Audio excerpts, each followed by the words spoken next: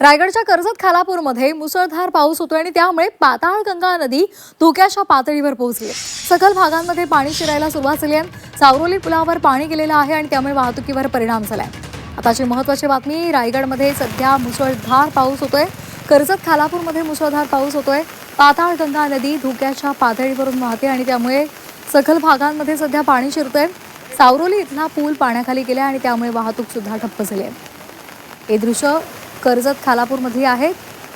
पाताळगंगा नदी दुधडी भरून वाहू लागलेली आहे आणि तिची पाणी पातळी धोक्याच्या पातळीवर पोहोचली आणि त्यामुळे आता तिथल्या मार्गांवर पाणीच पाणी झालंय.